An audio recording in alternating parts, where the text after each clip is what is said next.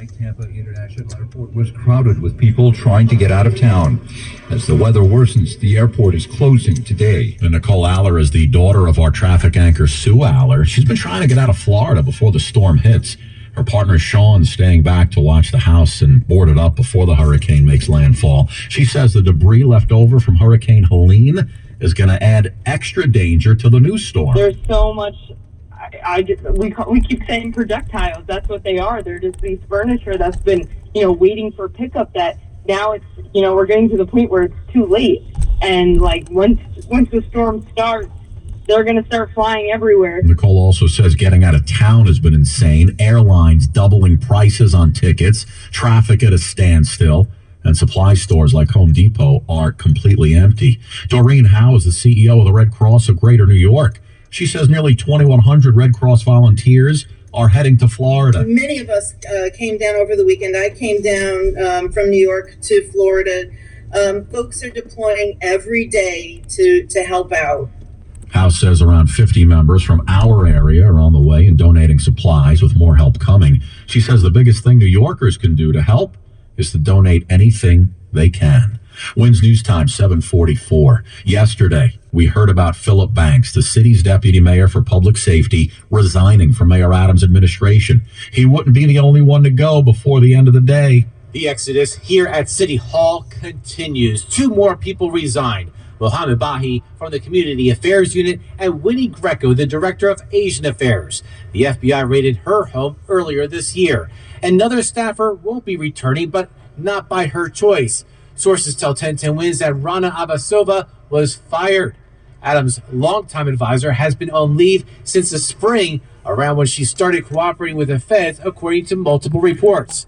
The FBI raided her New Jersey home last fall and is now expected to be a key witness against Adams. Darius Radzius, 1010 WINS at 92.3 FM at City Hall. Well, car thefts in northern New Jersey seem to be trending in an upward direction in recent months.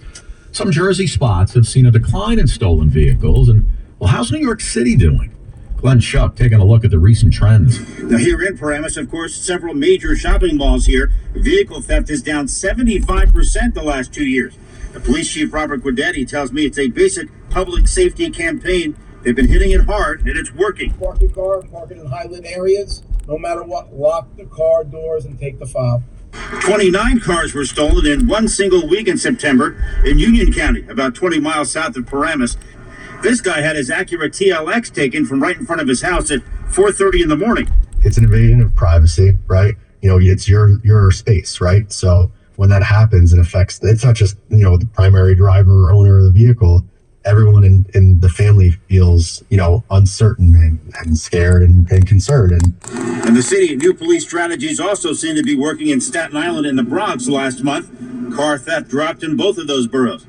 Glenn Schuck, 1010 WINS, 92.3 FM in Paramus. WINS News Time, 7:46. Yesterday's 1-year anniversary of the October 7th Hamas attack in Israel.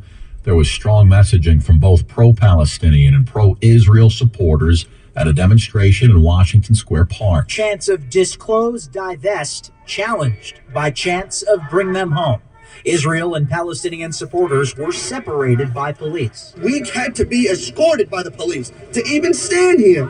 We're being protected by a barrier, says that Jewish NYU student after police installed a barrier to separate the two sides. There was no physical violence. This began with NYU students supporting Palestine walking out of class. Under international law, occupied and colonized people have the right of resistance. David Berline, who has family in Israel, tried to break up their protest. If their mission is of freedom, then why do they not say, free the hostages and free Palestine? Mac Rosenberg, 1010 WINS on 92.3 FM in Washington Square Park. Orna Nutra's son Omer was taken by Hamas a year ago. After all this time, she's not feeling very positive about her son coming home alive. Unfortunately, we don't have the opportunity to grieve because the world is not standing with us and the world is not standing with the hostages. Nearly 100 hostages still remain in Gaza. In D.C., Vice President Harris planted a tree on the grounds of the Naval Observatory at her residence to honor those killed by Hamas